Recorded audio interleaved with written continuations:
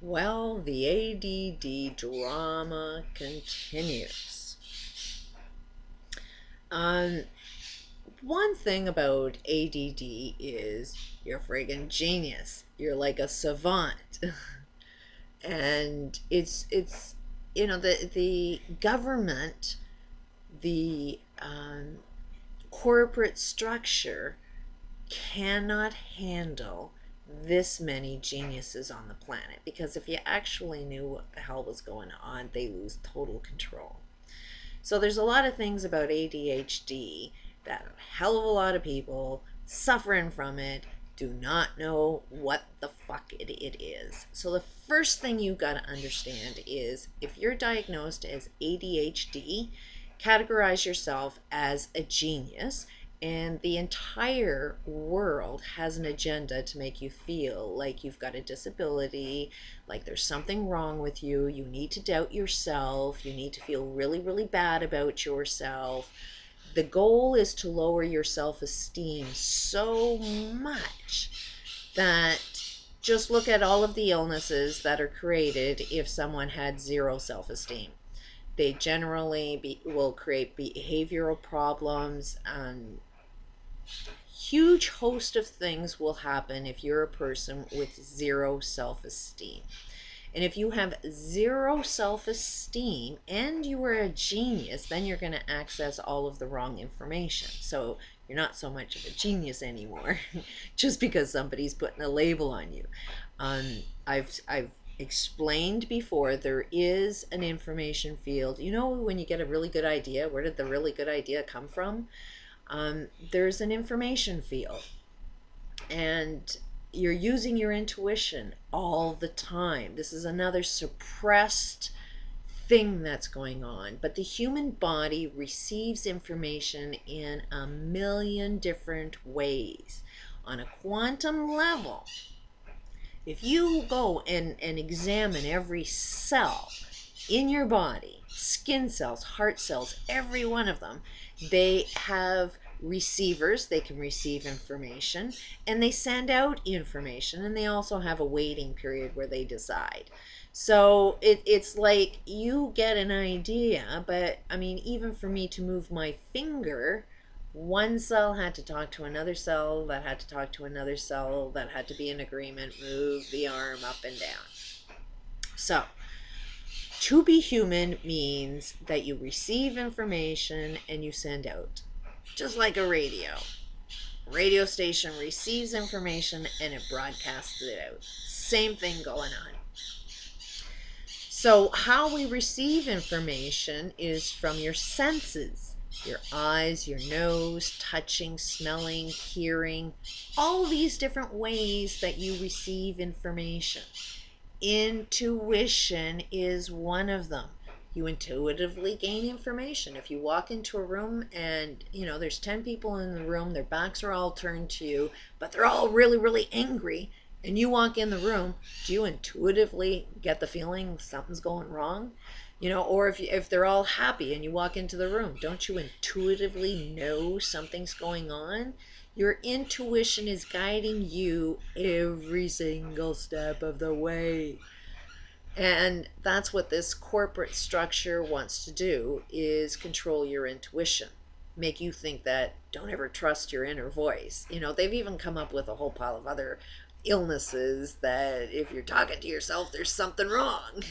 You've got a mental illness if you're listening to yourself. If you hear a voice in your head, well, don't you talk to yourself all the time? Who the hell do you think you're talking to? When you have this voice, well, should I do this? Should I do that? Who answers? There is a voice inside your head. That's your full potential. That full potential is accessing that information field 24/7. You are more than just your brain. Your brain just doesn't come up with all of these ideas. It comes from other sources. You're influenced by information. People will tell you something, you'll believe it to be true. Then you'll live your life according to that belief of what you've now been told is true. And that's going on all the time. Okay, so here's my experience. I had one child that was definitely had an obsessive compulsive disorder.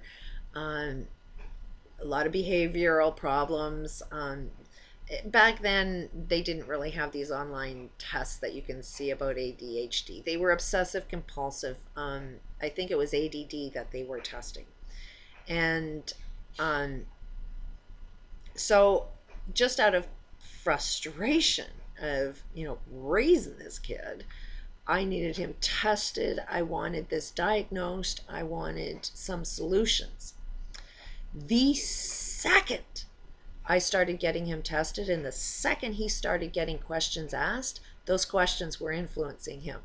Like, do you bounce off the walls? I could say yes or no to that, but the fact is that kid started bouncing off the walls. As soon, and it's not even like the kid was reading the documentation. It's not like I was reading the documentation to the kid. It was coming up in doctor conversations. It was in the hospitals where we were getting tested. As soon as you get a label and or you're starting to get tested, people start having conversations about what you're being tested about, and they have conversations about the symptoms and everything, and the kid's right beside me. So I started seeing that this kid was hypersensitive to suggestion. And he didn't want to have any control over, his behavior. He's a kid. And as soon as you put these host of negative behavior actions going on, this kid was like, I don't have to. I've got an illness. Like, I don't have to control. It's the illness that's creating it.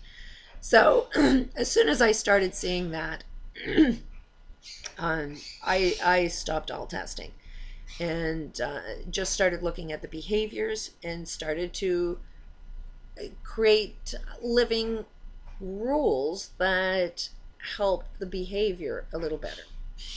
And it was a process of constantly gaining more and more information. And a lot of it was diet. I did get in, we were drinking a hell of a lot of Kool-Aid. I'd buy bags, big, massive bags of sugar just because of all the Kool-Aid my family was drinking. So I started looking at diet and started taking things off with diet. He did seem to not be able to receive information, but he could receive information of anything he wanted to hear.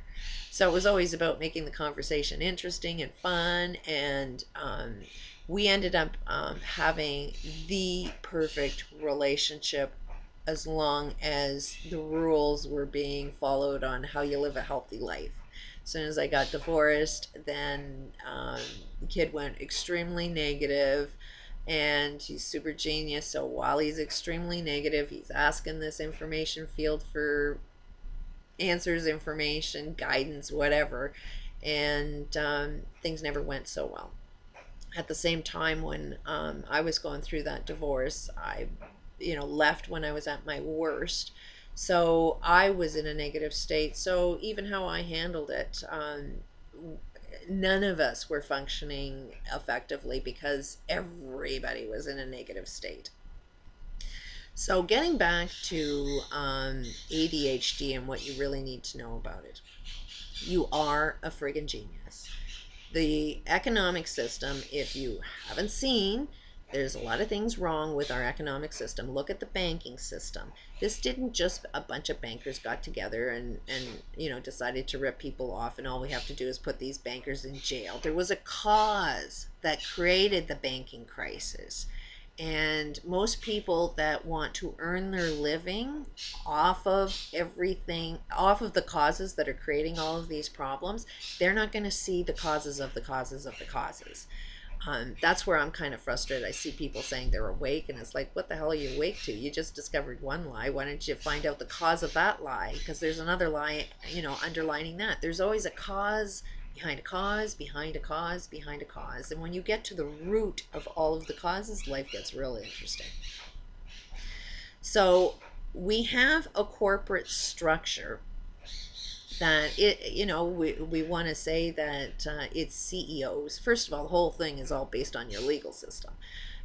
You get a bunch of lawyers creating whatever laws they want, and then we push that on society and says, hey, this is the law we want our society to run on. It's going to kill everybody, but we don't care. This is the law. And as dumb people, we think, if you make a law that says you can't eat, it's illegal to eat, we'll believe them. We'll believe that we're actually committing some kind of sin or some kind of crime if we actually eat, if it's against the law to eat. Like at some point in time, you're going to have to use a little bit of common sense. Most of the laws that are on the books right now are criminal. And it's all done because of a corporate structure. The corporations basically are all, they in order for them to do whatever they need to do, it's got to be legal. If it's not legal, then they influence.